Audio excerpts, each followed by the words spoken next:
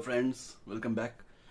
कुमार सानू का डाउनफॉल क्यों हुआ, इस पर मैंने एक वीडियो बनाया था। यू मस्ट रिमेंबर कि मैंने उस पर कुछ कारणों का विश्लेषण किया था कि क्यों, what are the possible reasons कि उनका डाउनफॉल क्यों हुआ।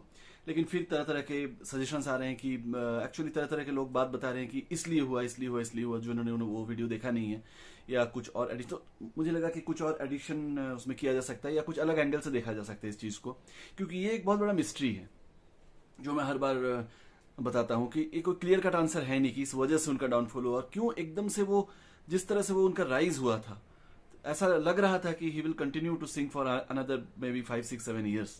लेकिन एकदम से जो उनका जो जलवा छाया था और वो वैसे ही एकदम से डाउन हो गया, बुझ गया जैसे 2004-5 आते वो एक बहुत एक मिस्टीरियस प्रेमिस है कि हाउ इट हैपेंड। अब कुछ लोग कहते हैं कि वो रियाज नहीं करते थे इसलिए हुआ है, ज्यादा रियाज नहीं करते थे इसलिए उनका वॉइस खराब हो गया, इसलिए वो चले गए वहां से। But I don't think that is a very valid reason, because देखिए कई बार ऐसा होता है कि बहुत रियाज किया हुआ सिंगर भी बहुत अच्छा गाए। फिल्म सॉन्ग की बात मैं कर रहा हूँ, it is not about classical singing. Classical singing में तो रियाज ज्यादा जरूरी है, वी नो इट, क्योंकि उसका तो आप बिना रियाज का आप कर ही नहीं सकते। लेकिन फिल्म सॉन्ग ऐसी चीज है विच एवरी सिंगर एक्सेप्ट्स कि अगर आप बहुत ज्यादा रियाज ना भी करें तो आप you can still survive and succeed. और काफी ऐसे सिंगर्स हैं जो बहुत ज्यादा रियाज नहीं करते, जैसे अमित कुमार को ही ले लीजिए। He is not in too much रियाज एंड ऑल दैट, बट आज भी उनकी वॉइस में जो मतलब ब्रेथ कंट्रोल वगैरह जो है, या ही वो जो रिदम नहीं स्किप करते हैं लाइव शोज में भी, वो उतने एनर्जेटिक हैं जितना वो 20 साल पहले थे। तो ज्यादा उनका चेंज नहीं आया है इन हिज वॉइस। और काफी ऐसे सिंगर्स हैं जो रियाज के बाद, जैसे मन्ना डे साहब 80s के बाद से बहुत बहुत कम कर दिया था गाना फिल्मों में, और बहुत ऑलमोस्ट हट गए थे वो, despite being such a good classically trained singer, because गा रहे थे वो। ऐसा नहीं कि एकदम आवाज एकदम एकदम चली नहीं थी, लेकिन वो तो शानुदा की भी थी आवाज, ऐसी नहीं कि एकदम चली नहीं थी, लेकिन वो बात नहीं रह जाती है, वो जो एकदम पीक फॉर्म में जो बात रहती है वो नहीं रहती है। इवन उदित नारायण भी ऐसा नहीं कि बहुत ज्यादा रियाज करते हैं वो, यार कभी ऐसा नहीं सुना गया है कि he spends lot of time in रियाज एंड ऑल दैट, लेकिन वो थोड़ा लंबा चले, उनका वॉइस ने साथ दिया। तो रियाज is not the exact factor कि उनका जो डाउन हो गया, ये नहीं कि रियाज नहीं। और जैसे सिंगर्स हमेशा सानुदा ने भी कहा है कि इतना गाते थे और इतना उनका रियाज ऐसे ही हो जाता था कि when you are singing all the time, 4 5 6 गाने आप रोज गा रहे हो जब, तो रियाज वैसे ही हो जाते हैं, अलग से रियाज करने की बहुत ज्यादा जरूरत होती नहीं है। फिल्म सॉन्ग के लिए बात कर रहा हूँ मैं, थोड़ा जिसमें थोड़ा लाइट टाइप ऑफ सॉन्ग्स होते हैं फिल्मों में, तो इट्स नॉट प्योर क्लासिकल। तो उतना रियाज जो आप रिकॉर्ड कर रहे हो, प्रैक्टिस कर रहे हो, उतना हो जाता है। तो रियाज के ना करने की वजह से डाउनफॉल हो गया और आवाज उनकी एकदम डाउन हो गई इसलिए वो हो गया, ऐसा नहीं है। तो I don't think that is one reason. दूसरा रीजन ये भी नहीं कि आवाज खराब हो गई या आवाज चली गई। जो मैंने लास्ट एपिसोड में वीडियो में जो शानुदा का डिक्लाइन के बारे में जो मैंने बनाया था, उसमें मैंने कहा था कि आवाज चली गई थी, आवाज इतनी अच्छी नहीं थी इसलिए वो नहीं कर पाए। ठीक है, मानता हूं कि आवाज इतनी अच्छी नहीं थी, लेकिन स्टिल ही कुड हैव संग। ऐसा नहीं था, क्योंकि तरह तरह के सॉफ्टवेयर आ गए थे, टेक्नोलॉजी में काफी एडवांसमेंट आ गया था, तो आप ना, आपका गला काफी अच्छा ना होते हुए भी कई बार आप गा लेते हो आप अच्छे गाने। और कई गाने ऐसे हैं जो मिका सिंह के हैं गाने, या जो हनी सिंह के गाने हैं, या इस तरह के गाने हैं, या और भी कभी शान के गाने हैं, कुछ ऐसे गाने जो 2007-8 के बाद से जो आ रहे हैं, तो उसमें वो गा सकते थे। ऐसा नहीं है, क्योंकि उन्होंने जो एल्बम्स बनाए हैं, जैसे सर्द शोले वाला जो एल्बम, फिर रंगली नीरे, फिर इस तरह के जो गाने जो उनके आ रहे थे बीच बीच एल्बम्स बना के, जतिन अली का स्मैश जो बनाया, और उसके पहले भी राउडी राठौड़ में जो उन्होंने गाया, और फिर दम लगा के हिस्सा में, तो इट प्रूव्स कि ही कुड सिंग। आवाज में वो बात नहीं थी, 90s की बात नहीं थी, थोड़ा डाउन हो गया था जरूर, लेकिन still he could sing by virtue of technology, could have succeeded. लेकिन वो भी नहीं हुआ, तो हम इसलिए भी सीधा सीधी ये नहीं कह सकते कि आवाज उनका थोड़ी सी खराब हो गई इसलिए वो फ्लॉप हो गए या फेल हो गए, या वो ज्यादा नहीं दिखे उसके बाद से, 2006-7 के बाद से। तो ऐसा भी नहीं है, that is also not a very strong reason, क्योंकि अब हो ये गया है कि आवाज अगर आपकी न भी हो तो भी आप गा लेते हो। अगर आप फिल्मों में गाना चाहते हो तो आप, अगर वहां पर आपका एक्सेस है तो यू कैन स्टिल सिंग। आजकल इतना आसान हो गया, पहले ऐसा नहीं कि लाइव जैसे 50 100 60 आपके म्यूजिशियंस हैं, उनके साथ तालमेल बिठा के प्रैक्टिस करके आपको गाना है साथ में, एक बार में 1 टेक या 2 टेक में सारा फिनिश करना है, ऐसा नहीं है आजकल। आप तो एक लाइन गा के, एक वर्ड गा के आप जा सकते हो, और फिर आके उसको फिर आप उसको फिर, और जो गा रहे हो आप एक लाइन एक पीस, उसको भी आप इतना उसमें हेवीली एडिटिंग करके आप ऐसा कर देते हो कि बहुत ज्यादा आपकी आवाज अच्छी हो, या ये जरूरी नहीं है। तो इसलिए आई डोंट फील कि due to the deterioration of his voice quality वो हट गए फिल्मों से, ऐसा भी नहीं है। तीसरा रीजन मुझे अक्सर बताया जाता है कि सोनू निगम आ गए तो उनका इंपैक्ट से शानुदा का मार्केट चला गया, but that is also not true. क्यों बता रहा हूं आपको, क्योंकि सोनू निगम तो 91-92 से ही थे and he was always struggling in parallel to Shanuda जगह बनाने के लिए, और इक्का दुक्का गाने वो गा ही रहे थे, लेकिन वो शानुदा के ऊपर नहीं आ पा रहे थे because of that strong position of Shanuda. तो ये कहना गलत है कि सोनू निगम आ गया तो उसका शानुदा का इंपैक्ट चला गया। वो तो हुआ ही कि 97-98 के बाद से, जैसा मैं बता रहा था कि फॉर वॉट एवर रीजन, जब शानुदा के गाने थोड़े से डाउन होने लगे, कम होने लगे, तो या तो वॉइस के लिए भी हो या जिस वजह से भी हो, तब ये सोनू निगम और शान और ये जो उदित नारायण ये लोग जो हैं धीरे धीरे फिर से अपना कब्जा किया मार्केट। बट जब तक शानुदा टॉप पे थे, पीक फॉर्म में थे, nobody could come near him. ये तो हो गई थी बात इस बारे में। तो ये भी नहीं कि सोनू निगम आए तो उसके इंपैक्ट से शानुदा का डाउन हुआ, ये तो कहना बिल्कुल गलत है।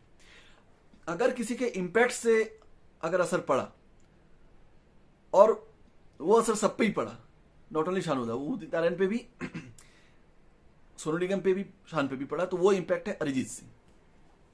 हम कह सकते हैं कि हाँ, अरिजीत सिंह के आने से जो एक उनको म्यूजिक डायरेक्टर्स और प्रोड्यूसर का एक ऑप्शन मिल गया, तो they didn't go back to those old singers, क्योंकि जो अपने लिगेसी के ऊपर ज्यादा खा रहे थे, उनका जो मार्केट था लिगेसी के ऊपर था ज्यादा। उसके बाद आफ्टर 2006-7-8 तो अरिजीत जब मिल गया a young fresh voice and could capture the mood off the nation, capture the mood off the times, capture the mood off the film music of that time. इस बात पे एक और बात बहुत इंपॉर्टेंट बात आ जाती है कि म्यूजिक का जो ट्रेंड था वो 2010-11 के बाद चेंज होने लगा था, क्योंकि एक नया टाइप का म्यूजिक जो ये प्रीतम लोग और ये लोग जो ले आए, शंकर एहसान लॉय या विशाल शेखर या कितवा, ये लोग जो लाने लगे एक न्यू सेंसिबिलिटी ऑफ म्यूजिक, जो 90s में जिसका लिवरेज शानुदा को मिला था।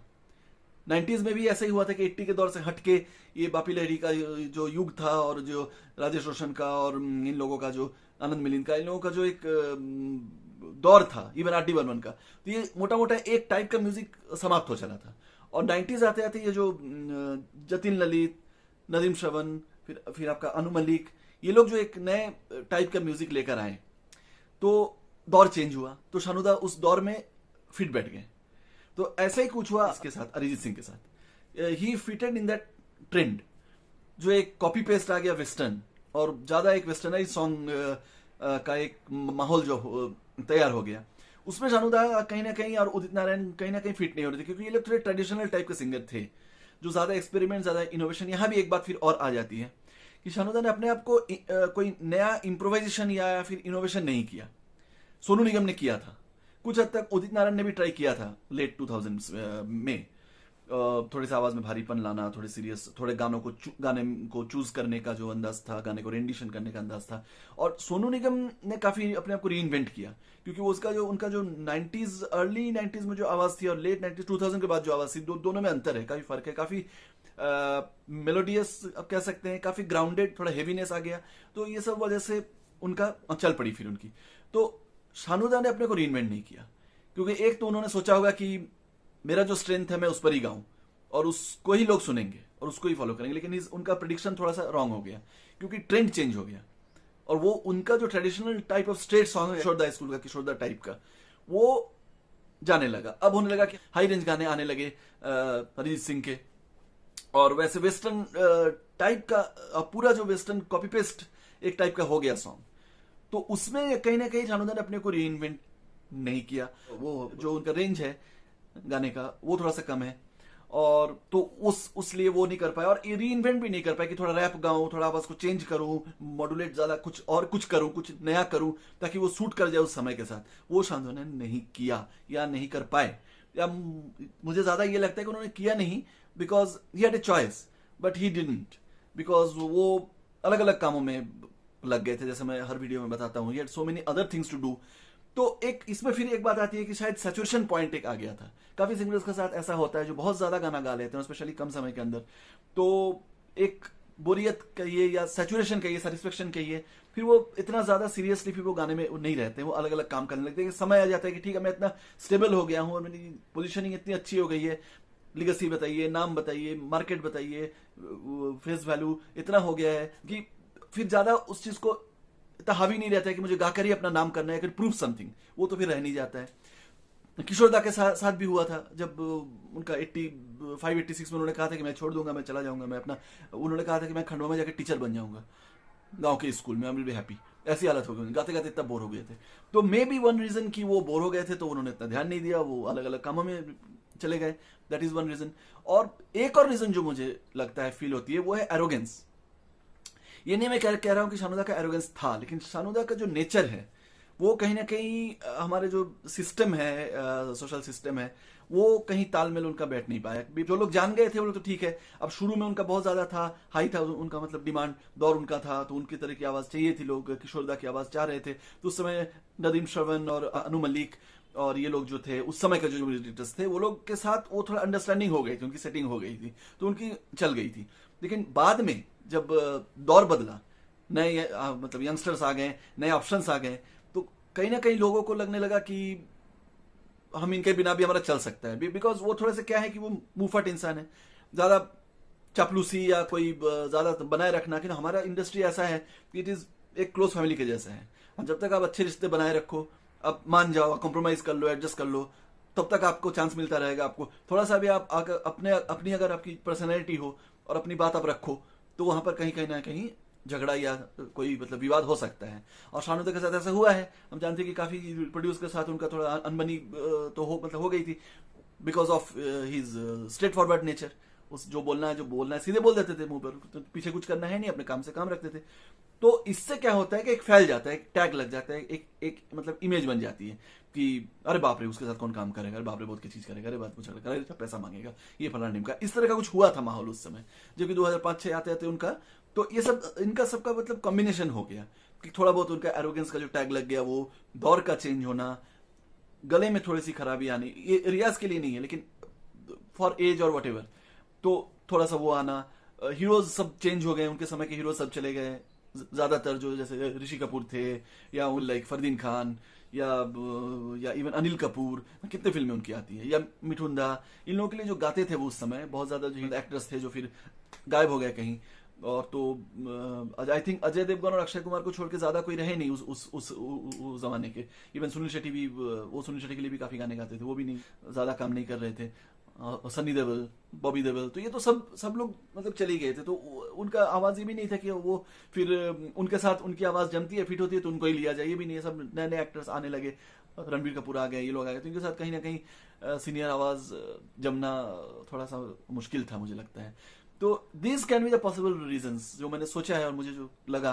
तो ये नहीं कि सोनू निगम के इम्पैक्ट से हुआ, it is not so easy कि सोनू निगम आ गया और उनका हटा दिया मार्केट, क्योंकि वो स्ट्रेंथ आवाज की, वो वैरायटी, वो जैसे मैंने बताया था वॉइस टेक्निक के बारे में, जो सोनू निगम और शानुदा का जो मतलब कंपेयर किया था, मैं बता दूंगा लिंक, तो उसमें भी मैंने बताया था कि वो बात नहीं होती कि सोनू निगम में इतनी बात नहीं थी, ये बात कि वो मतलब कुमार सानू जैसे बड़े दिग्गज को हटा दे आके, तो मतलब unless there are some other reasons also, तो अदर रीजंस भी काफी उसमें उनका मतलब योगदान है। Change of music directors, change of type of music, change of the heroes of that time, फिर ये सब जो है थोड़ा मनमुटाव होना प्रोड्यूसर्स से या इन सब से, ये एक है मतलब वजह। फिर शानुदा का भी अलग अलग जगह अटेंशन देना, फिर आवाज में गिरावट, फिर all this things combined together, मुझे ऐसी फील होती है। तो फिर अगेन अगर आप कुछ नया सजेशन कुछ आपके पास है या कुछ नया आइडिया है कि हाँ इसलिए हुआ होगा, तो आई विल स्टिल बिलीव कि हाँ इट इज पॉसिबल, बिकॉज मैं ये नहीं मानता कि सोनू निगम के आने से या रियाज कम करने से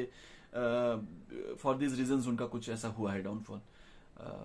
कॉम्बिनेशन ऑफ फैक्टर्स, थोड़ा थोड़ा योगदान शायद सबका है, लेकिन ऐसा कोई फिक्स्ड योगदान वो नहीं है। लेकिन ये बड़ी दुख की बात है कि एकदम से भी उनका राइज हुआ था, ऐसा लग रहा था कि 2020 तक तो वो गा सकते हैं आराम से, और उनकी मतलब एज था गाने का, ऐसा नहीं है। लेकिन चूंकि ये सब कॉम्बिनेशन आ गए बीच में, और फिर वही है, स्टार जब जिसका चमकता है तो चमकता है, जब नहीं चमकता है तो आप लाख अच्छे होते हुए भी आप समटाइम्स यू फेल।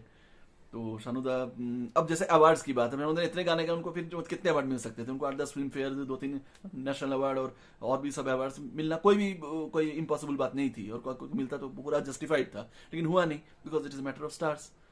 तो दैट्स इट। कभी कभी स्टार आपका साथ नहीं देता है, तो आपका समय आ गया तो आप फिर कोई ना कोई वजह तो बनी जाती है कि नहीं हो पाया, इस वजह से नहीं हो पाया, बट दैट इज अनफॉर्चुनेट क्योंकि अगर वो और थोड़ा गाते और हम और अगर उनको थोड़ा सुन पाते, या काफी गाने ऐसे लगते हैं जो वो गा सकते थे लेकिन कोई और सिंगर गा दिया है, तो वी फील बैड कि why wasn't he used.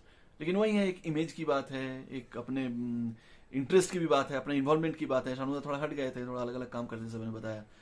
Dubai में जा रहे थे, उनकी फैमिली वहाँ थी उस समय दुबई में, फिर वो वहाँ से फिर एलए में उनको सेट किया, फिर इधर भी अपने इधर गा रहे थे रीजनल सॉन्ग्स में, काफ़ी उनको अपॉर्चुनिटी मिल रहा था हिंदी में। फिर वो ज़्यादा फिर घुसे नहीं कि ठीक है जाने दो, अब क्या है, अब तो मेरा जो है सो है, वो तो हटा नहीं सकता, और जो मुझे मिलना था मिल गया, अब तो इज नॉट प्रूव एनीथिंग। और फिर थोड़ा बहुत गा भी लेते, ठीक है, लेकिन याद तो वो 90s के लिए ही किए जाते, क्योंकि वो जो एक सबलाइम लेवल ऑफ सिंगिंग था उस समय, और स्पेशली जो म्यूजिक उस समय का था, जो अपन को जो इतना मतलब भाता है, जो नए दौर का जो म्यूजिक हम लोग को, जो ये जो 24-25 से 40 साल के आसपास वाले जो लोग हैं, दौर है, जनरेशन है, उनके लिए म्यूजिक की सेंसिबिलिटी वो आर डी बर्मन और अनु मलिक और जतिन ललित तक ही वो सीमित है। आजकल के जो म्यूजिक है, ये कुछ गाने अच्छे लगते हैं, ठीक है, आउट ऑफ द वे कुछ, लेकिन जनरली बहुत ज्यादा भाता नहीं है ये म्यूजिक। तो इसलिए शायद हम लोग बहुत ज्यादा अरिजीत सिंह को या आज के सिंगर्स को बहुत ज्यादा तूल नहीं देते, बहुत ज्यादा इंपॉर्टेंस नहीं दे पाते हैं। हमारे लिए वो 90s का दौर, वो तो म्यूजिक, वो तो मेमोरीज, और वो शानुदा का उसमें जो डोमिनेंट रोल, ये सब हमारे लिए ज्यादा मतलब काम करता है हमारे साइकोलॉजी में। इसलिए कहीं ना कहीं लगता है कि if he sang more would have been fine. लेकिन अगेन, जैसे मैंने लास्ट एपिसोड में कहा था कि उनके इतने गाने हैं जो हमने अभी तक सुने नहीं है, तो we can again still explore and find out. और वो एक अजीब एक खुशी मिलती है जब कुछ नए गाने मिलते हैं शानुदा के, और अलग अलग लैंग्वेजेस में भी आप सुनिए, काफी उनके ओरिजिनल सॉन्ग्स है, इवन तेलुगु में उनके काफी सॉन्ग्स हैं जो मैंने सुने, कन्नड़ में है। तो there is so much to listen still. तो वो करते करते अब बाकी जो आज के सिंगर्स आते हैं तो पता भी नहीं चलता है, सिंगर का वो वैल्यू भी अब नहीं रहा है। थोड़ा बहुत अरिजीत सिंह का समझ में आ जाता है, बाकी सिंगर्स तो कौन क्या गा रहा है, एक गाना गाता है, दो गाना गाता है, कहाँ चला जाता है, वी डोंट इवन नो। तो इसलिए अब वो बात भी नहीं है, क्योंकि म्यूजिक भी अब फिल्मों में भी अब एक गाने, दो बैकग्राउंड सॉन्ग रहते हैं, 2-3 गाने रहते हैं, पहले 8-10 गाने रहते थे। तो एक अलग ही बात थी मतलब गाने की। शानुदा के नाम पे मतलब कैसेट बिका करता था, हम कैसेट खरीदने जाते थे और वहां जाके देखते थे कि गाने कितने शानुदा के, उसमें अगर 8 गाने रहते थे तो 6 गाने शानुदा के, 5 गाने शानुदा के, तो हम जाके वो कैसेट खरीदते थे। कैसेट का बिजनेस ही था, एक करोड़ों का हो जाता था। फिल्म रिलीज होने के पहले गाने बिक जाते थे ओनली फॉर शानुदा। उस समय इतना इम्पैक्ट था। मतलब अभी तो क्या है कि you don't buy music for singers, गाने जो we don't know the singers, we don't value the singers, we don't, इतना कैकोफनी है, क्राउड है, इतना धमधम म्यूजिक है, इतना इतना सारा सब कुछ, 10 आवाजें एक साथ बोल रही हैं, डांस नंबर्स हैं, आइटम नंबर्स, इस तरह के एक माहौल बन गया है कि अच्छे गाने हैं तो थोड़ा बहुत अरिजीत सिंह को मिलता है, और बाकी तो सब कैओस है, मतलब मेस है। तो वो दौर ही नहीं है, वो तरह तो शानुदा कहाँ इसमें फिट हो सकते थे। तो इसलिए I think that is one of the major reasons कि दौर बदल गया, संगीत का टेस्ट बदल गया, फिल्म म्यूजिक का। तो इसलिए जिस तरह से उनको 90s का फायदा मिला था, दौर बदला था तो फायदा मिला, तो अरिजीत सिंह को वैसा मिला। और सबका वो उनका फेज अगर और लंबा चल पाता, दौर अगर म्यूजिक का माहौल अगर वैसा रहता, तो हो सकता है और थोड़ा सक्सीड कर जाते। लेकिन चूंकि इतना ड्रास्टिकली म्यूजिक चेंज हो गया, म्यूजिक का बैकग्राउंड चेंज हो गया सब कुछ, ये जो नए टाइप के म्यूजिक, टेक्नो म्यूजिक जो आ गए, तो वो ट्रेडिशनल म्यूजिक तो अब फिर रहा ही नहीं, तो he went away. that's what my take on this. Again, keep liking, subscribing, keep spreading. और अगली बार एक बहुत इंटरेस्टिंग टॉपिक लेके आऊंगा, मैं अभी नहीं बताऊंगा, I'm not disclosing, but it is related to personal life of Shanuda. तो जो बहुत लोग इंटरेस्टेड होना चाहते हैं, गाने के बारे में तो काफी बात हो गई है, फिर बाद में करेंगे, लेकिन एक नया एपिसोड लाऊंगा अबाउट शानुदा's पर्सनल लाइफ। वो क्या है वो नहीं बताऊंगा, but it is very interesting topic which all of you will be interested in. तो चलिए मिलते हैं, bye bye and come back.